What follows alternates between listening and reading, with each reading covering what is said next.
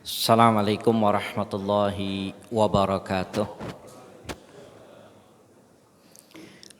Innal hamdalillah nahmaduhu wa nasta'inuhu wa nastaghfiruhu wa natubu ilaih wa na'udzu billahi min syururi anfusina wa min sayyiati a'malina. May yahdihillahu fala mudhillalah wa may yudlil fala hadiyalah.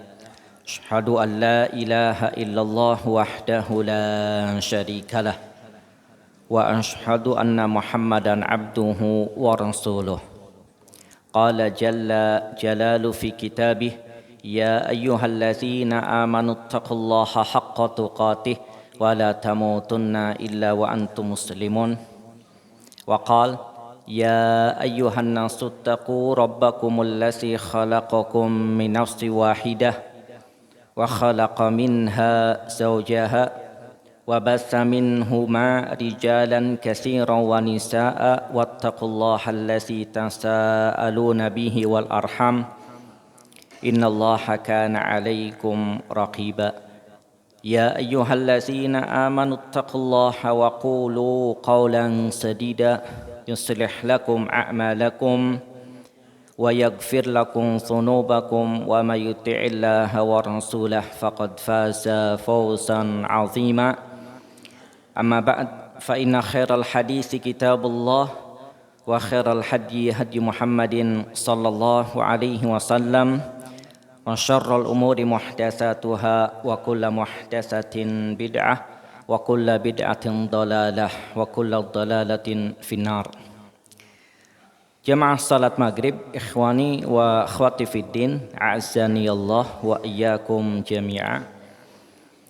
Alhamdulillah, pada kesempatan kali ini kita kembali dipertemukan oleh Allah Subhanahu wa taala untuk membahas kitab Al-Adabul Mufrad karya Muhammad ibn Ismail Al-Bukhari rahimahullah. Bab yang akan kita bahas pada kesempatan kali ini adalah tentang bab man asna ala sahibihi in kana aminan bihi. Bab yang membahas tentang orang yang memuji orang lain, yang dipuji itu dia merasa aman dari pujian orang yang memujinya. Artinya kalau kita memuji orang yang memang dia ini aman ya dari tertipu dengan pujian, maka tidaklah mengapa. Hal ini nanti akan disebutkan hadisnya oleh Muhammad ibn Ismail Al-Bukhari rahimahullah. Beliau mengatakan haddatsana Muhammad qala haddatsana Abdul Aziz ibn Abdullah qala haddatsani Abdul Aziz ibn Abi Hasim an Suhail. Tadi Suhail an abihi, dari bapaknya, an Abi Hurairah radhiyallahu an. Jadi jalurnya dari sahabat yang bernama an Abi Hurairah radhiyallahu an, bahwa Nabi sallallahu alaihi wasallam bersabda, ni'mar rajulu Abu Bakrin. Kata Nabi sallallahu alaihi wasallam, laki-laki yang paling istimewa adalah Abu Bakar. Abu Bakar. Abu Bakar itu namanya siapa, Pak? Siapa namanya? Hah? Siapa? Nah, Abdullah namanya. Abu itu berarti kunyah. Ya, ni'mar rajul, kata Nabi, ni'mar rajulu, laki-laki yang istimewa Abu Bakar. Kemudian kata Nabi, ni'mar rajulu Umar, laki-laki yang istimewa Umar. Setelah Abu Bakar kemudian Umar. Kemudian kata Nabi, ni'mar rajulu Abu Ubaidah, laki-laki yang istimewa juga yang bernama Abu Ubaidah ibnul Jarrah radhiyallahu an. Berarti baru berapa tadi? Abu Bakar, Umar, kemudian Abu Ubaidah. Kemudian kata Nabi, ni'mar rajulu Usaid ibn Hudair. Usaid. Kemudian kata Nabi, ni'mar rajulu, laki-laki yang istimewa, Thabit ibn Qais ibn Syammas. Ini baru berapa ini? Hah? 4 apa 5? 5 ya.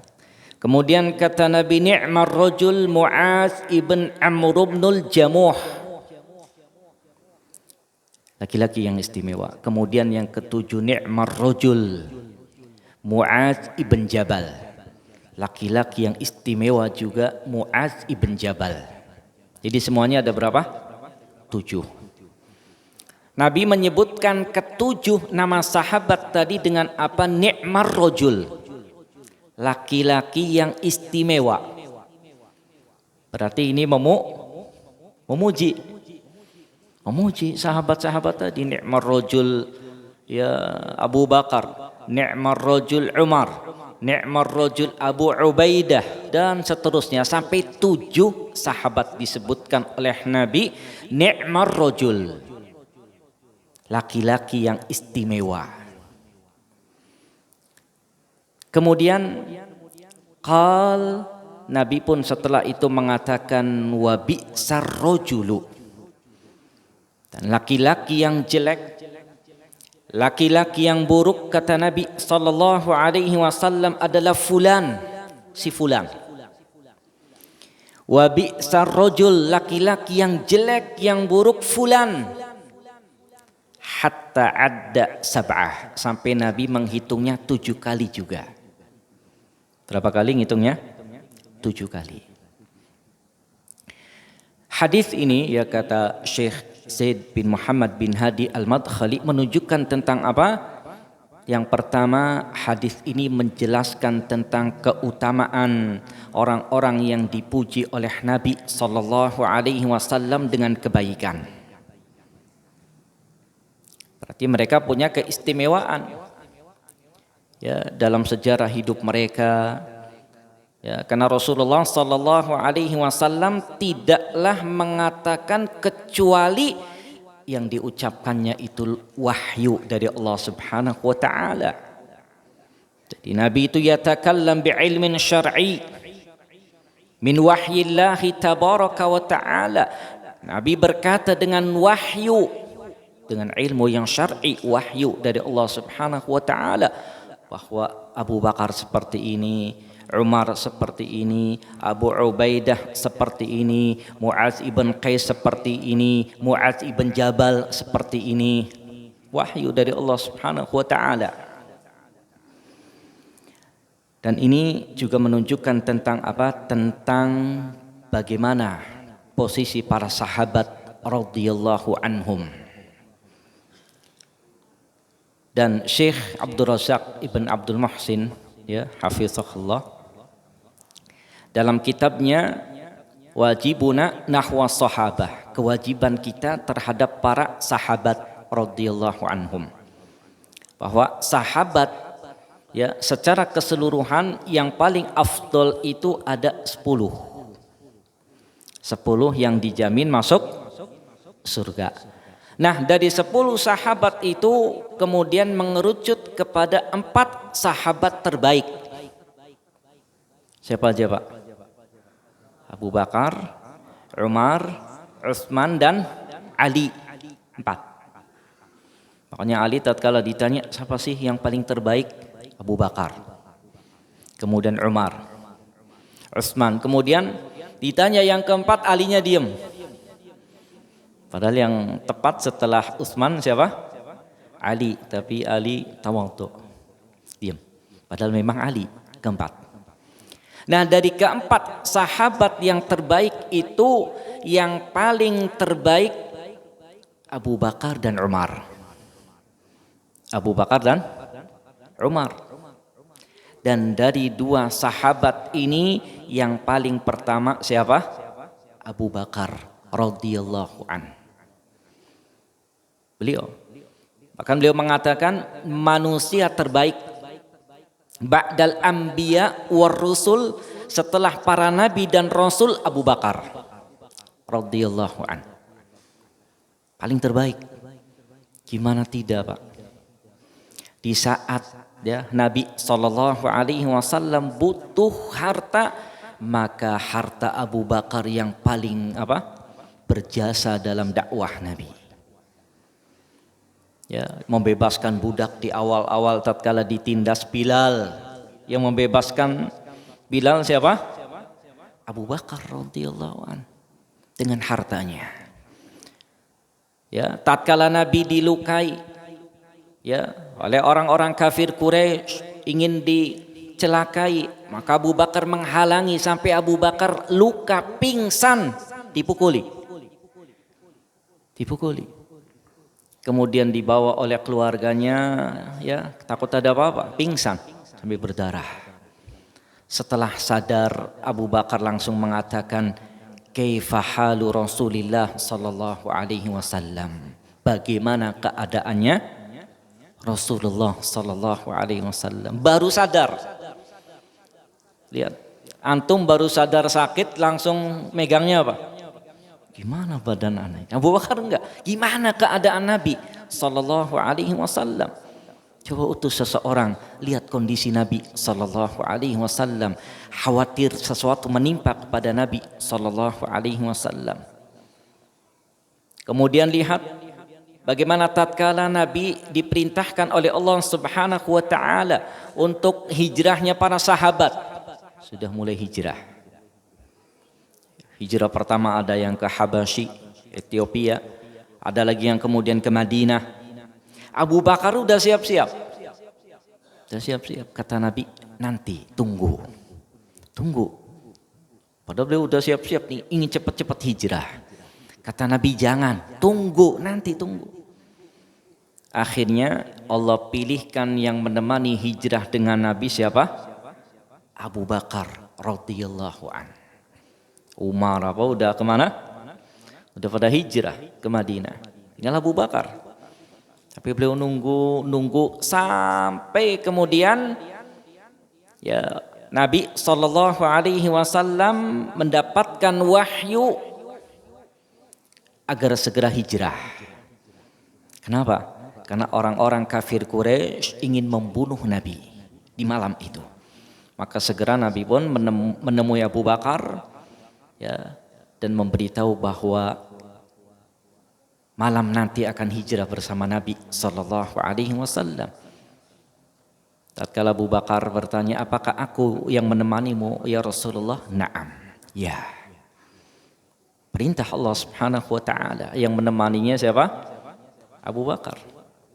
Dan tatkala hijrah pun bersama Abu Bakar, kalau kita lihat peristiwa hijrahnya Nabi, Abu Bakar itu selalu berjalan, kadang di depan, kadang di belakang Nabi sallallahu alaihi wasallam. Kenapa? Khawatir dari depan ada yang menyerang, dari belakang ada yang menangkap. Kadang di depan, kadang di belakang. Karena apa? Khawatir sesuatu menimpa kepada Nabi sallallahu alaihi wasallam. Kemudian sampailah kemana? Ke Madinah. Dan di Madinah pun kita lihat bagaimana Abu Bakar radhiyallahu an selalu menemani Nabi sallallahu alaihi wasallam. Maka Nabi dalam beberapa riwayat disebutkan, kuntu aku Abu Bakar dan Umar, selalu bertiga. Sampai puncaknya di akhir-akhir masa Nabi sallallahu alaihi wasallam terjadi paceklik, kemudian ingin perang. Maka para sahabat radhiyallahu anhum berlomba-lomba membawa harta mereka. Ada yang Utsman bawa 100 ekor tunggangan dengan perlengkapannya. Kemudian ada lagi sahabat Umar yang membawa setengah hartanya. Setengah hartanya, tapi Abu Bakar radhiyallahu an yang membawa dan menyerahkan seluruh hartanya. Itu berat. Ya, harta itu memang dicintai oleh manusia. Wa innahu lihubbil khairi lasyadid. Manusia itu sangat cinta terhadap harta. Jangankan semua, kadang sedikit kita keluarkan aja pertimbangannya lama. Tapi sahabat enggak. Abu Bakar enggak mikir, tatkala butuh untuk Islam, keluarkan semuanya. Tatkala ditanya apa yang kau tinggalkan untukmu dan keluargamu wahai Abu Bakar, maka beliau mengatakan, aku tinggalkan untuk mereka Allah dan Rasulnya. Makanya berat. Maka kenapa kemudian Abu Bakar ini adalah sahabat yang apa? Yang paling mulia. Bahkan satu-satunya sahabat yang tatkala Nabi sakit diperintahkan ngimami siapa? Abu Bakar radhiyallahu anhu. Dan terbukti setelah meninggalnya Nabi sallallahu alaihi wasallam, sahabat yang paling tegar, paling kuat menerima berita fakta meninggalnya Nabi sallallahu alaihi wasallam Abu Bakar. Nah, Umar setengah sadar ke menerima meninggalnya Nabi. Ya, penduduk Madinah goncang, tidak menerima dengan wafatnya Nabi sallallahu alaihi wasallam. Ali menangis. Utsman mengurung dirinya di rumah. Tapi Abu Bakar radhiyallahu an, tatkala beliau datang ya, karena beliau di daerah pojok Madinah, daerah Sanoh, kemudian tahu berita meninggalnya Nabi, beliau segera datang ke rumahnya Nabi dan melihat Nabi sudah meninggal. Maka beliau mengatakan, wahai Nabi, kau dalam keadaan hidup baik dan meninggal pun dalam keadaan baik. Kemudian beliau mencium kening Nabi sallallahu alaihi wasallam. Kemudian beliau pun menenangkan para sahabat. Menenangkan para sahabat dengan ucapannya yang terkenal ya, man kana ya'budu Muhammadan fa innahu qad mat. Yang menyembah Nabi Muhammad beliau telah meninggal. Wa man kana ya'budullaha fa innahu hayyun la yamut. Dan barang siapa yang menyembah Allah Ta'ala, Allah itu zat yang maha hidup dan tidak akan pernah mati. Itu kuatnya Abu Bakar. Dan termasuk yang menenangkan Umar tatkala itu Abu Bakar. Ya, kemudian membawakan ayat wa ma Muhammadun illa rasulun qad khalat min qablihi rusul. Dan tidaklah Muhammad itu seperti rasul-rasul yang telah lalu, artinya telah diwafatkan oleh Allah Subhanahu wa taala. Ini ya berkenan dengan Abu Bakar. Kemudian Umar ya radhiyallahu anhu. Ya, sahabat Umar ini adalah sahabat yang paling afdal setelah Abu Bakar. Umar ibn Khattab radhiyallahu anhu. Ya, bedanya kalau Abu Bakar itu lembut hatinya. Bahkan kalau baca Quran itu ngimami beliau nangis. Kadang sering berhenti. Makanya kata Aisyah, ya Rasulullah, tatkala diperintahkan untuk ngimami, ganti jangan Abu Bakar. Kenapa? Nangis kalau baca Quran. Kata Rasulullah, enggak, tetap Abu Bakar. Nyoba lagi ya Rasulullah, ganti aja yang lain. Enggak, tetap siapa? Abu Bakar. Lembut ya hati beliau itu. Tapi tatkala Allah jadikan beliau khalifah Rasulullah, maka dalam rentan ya, kurang lebih 2,5 tahun kemudian Allah wafatkan. Kemudian gantilah setelah itu yang menjadi khalifah Umar ibn Khattab radhiyallahu an. Kita lihat beliau.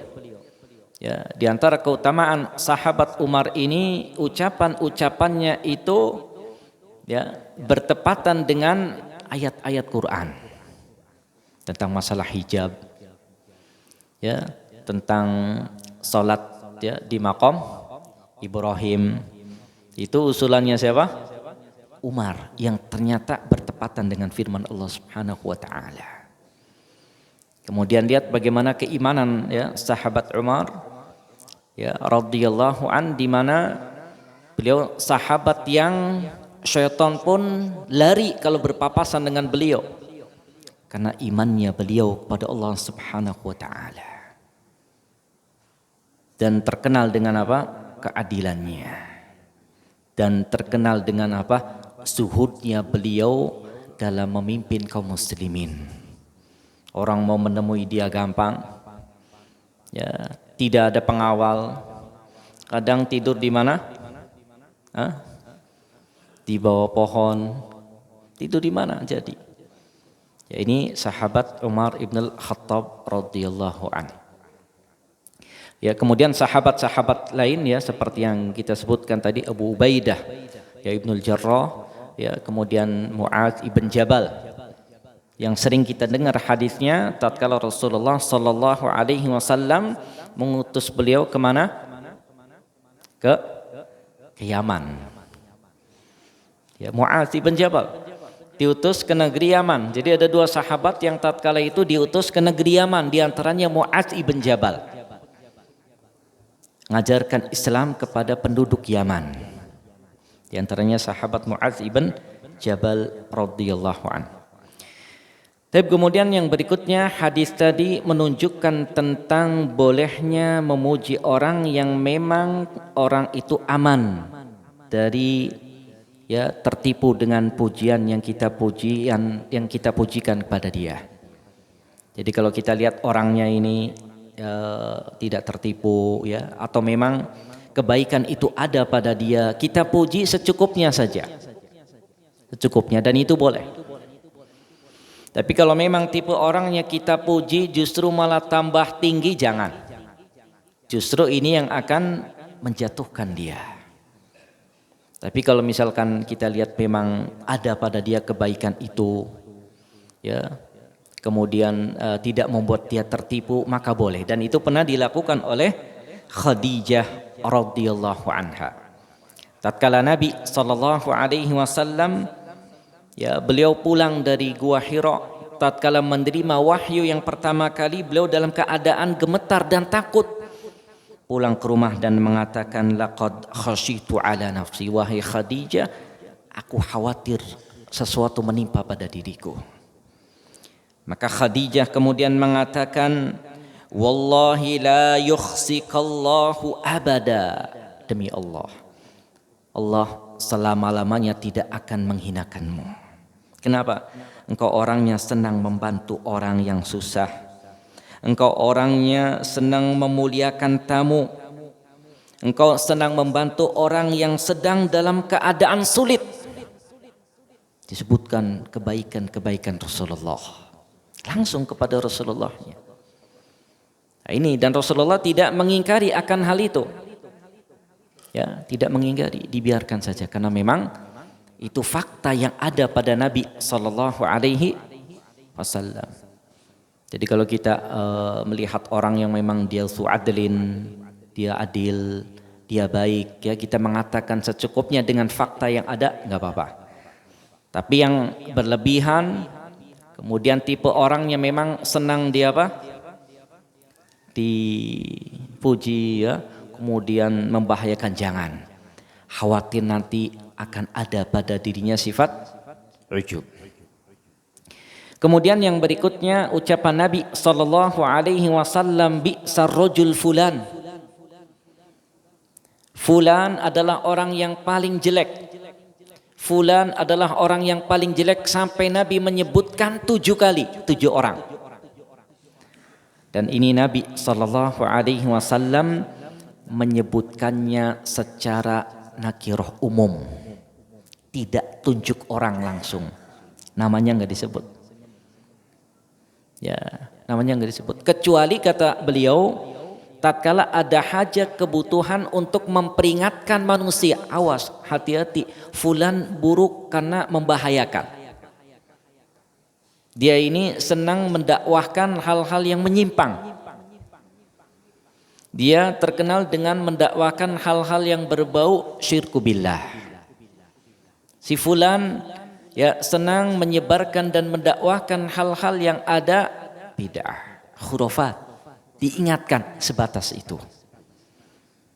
Tapi kalau menyebutkan tentang sifat ya atau karakter, khawatir nanti ini akan kita menzalimi dia. Tapi kalau ada hajat kebutuhan menjelaskan akan hal itu, maka ini kata beliau adalah merupakan kebaikan. Tapi kemudian hadis yang berikutnya yang ke-338 ya. Hadisnya adalah hadis yang bersumber dari Aisyah radhiyallahu anha.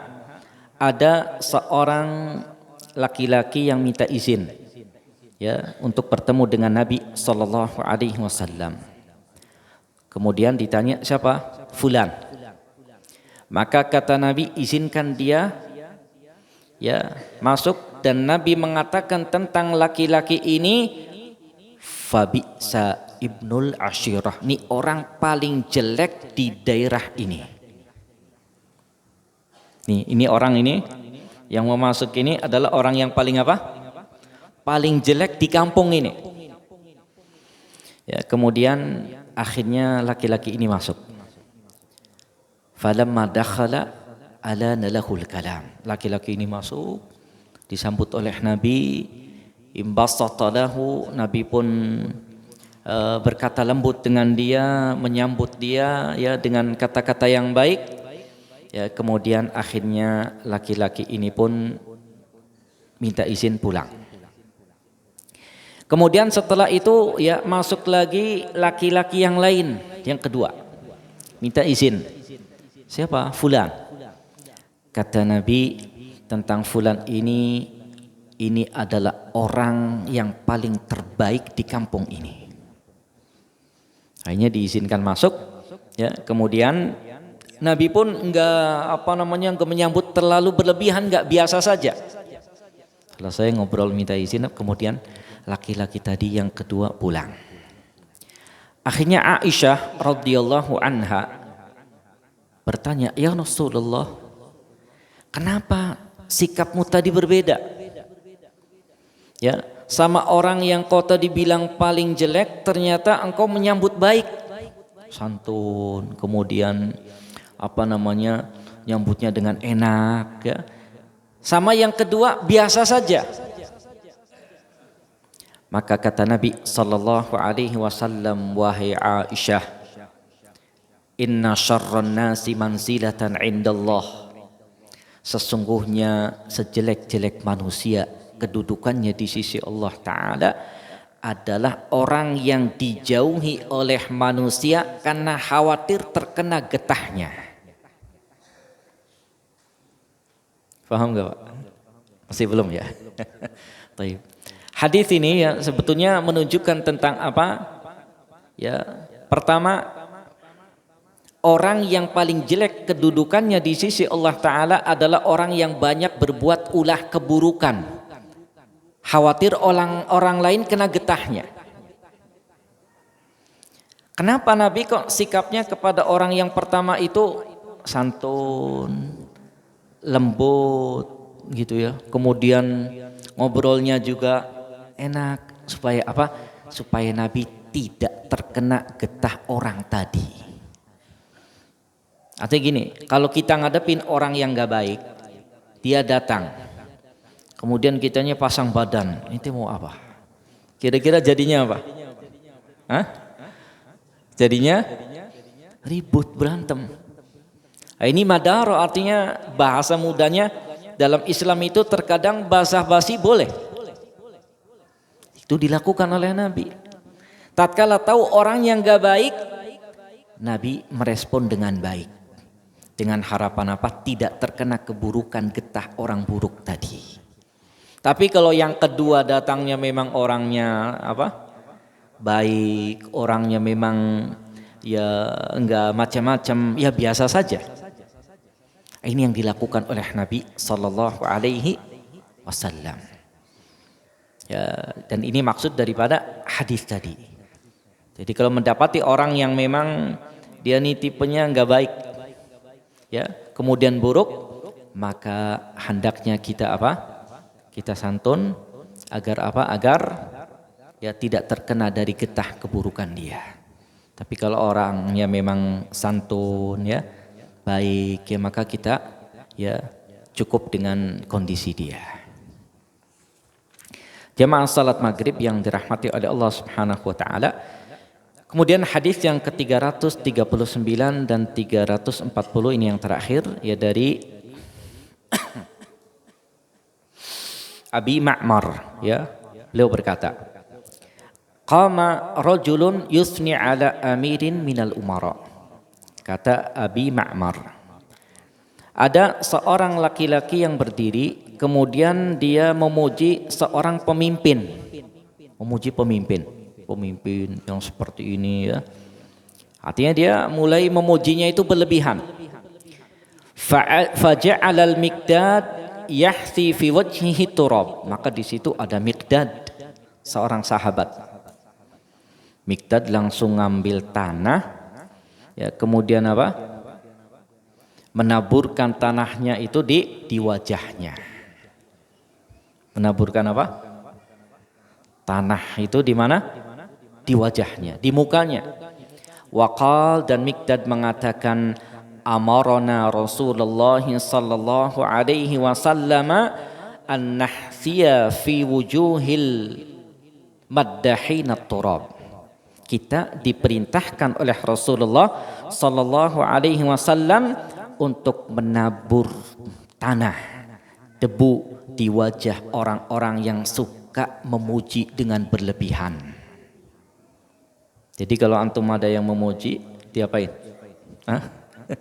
Bentar ya akhi, anak ambil apa? Ya, tanah atau antum lempar.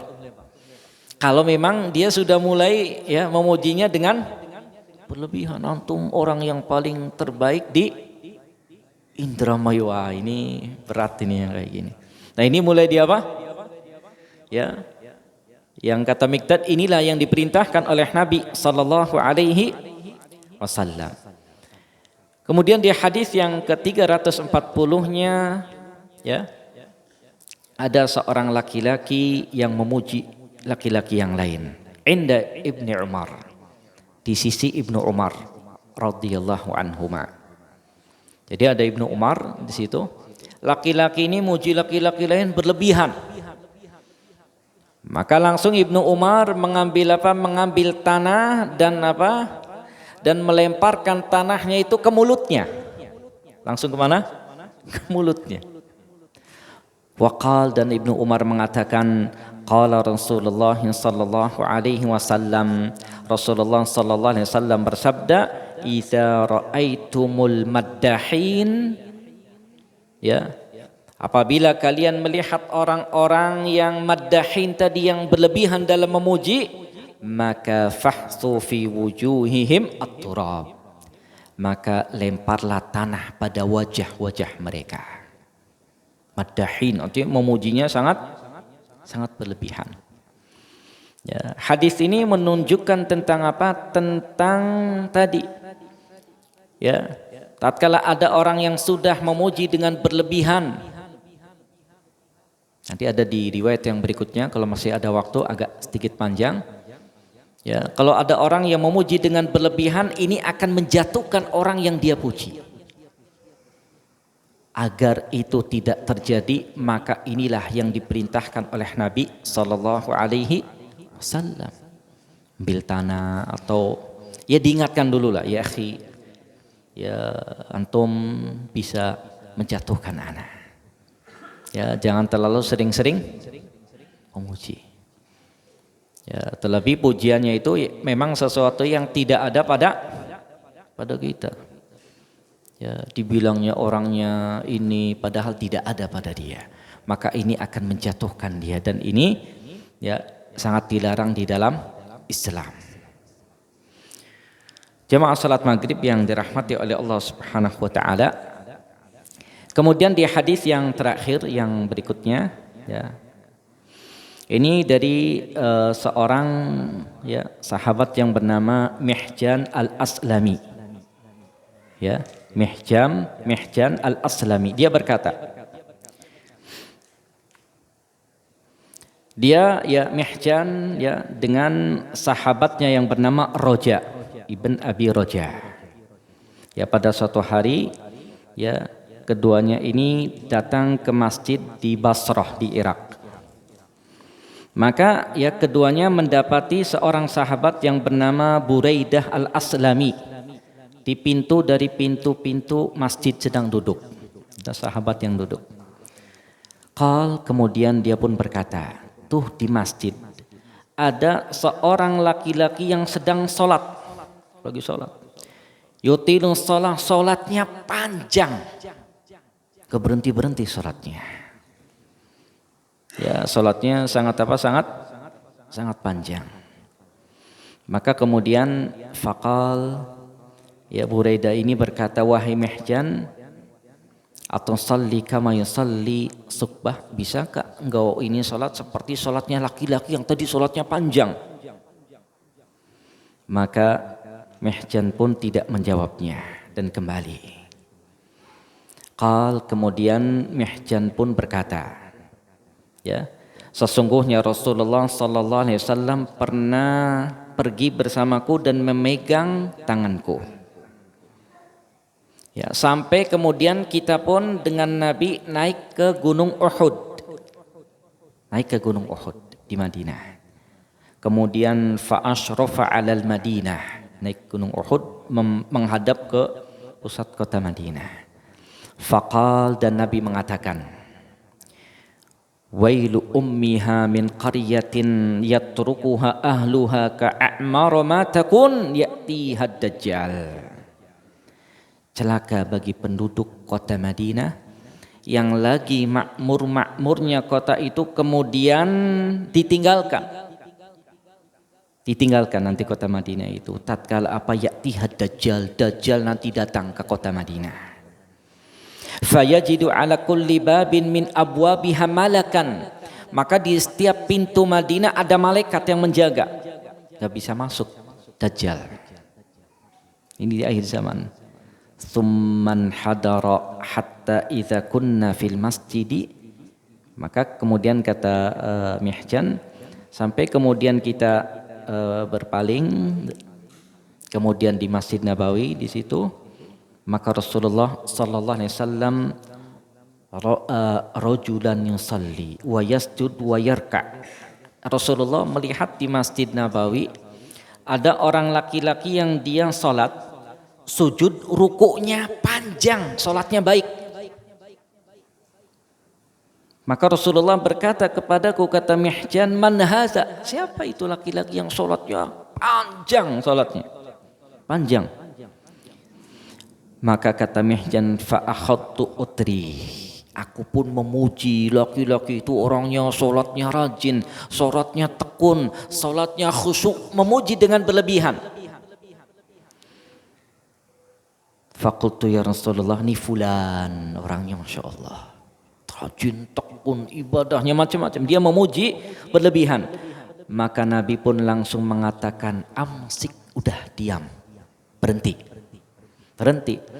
La tusmi'hu fatuhlika, udah diam kamu, berhenti. Jangan kau perdengarkan kepada dia, jangan. Maka engkau akan membinasakan dia.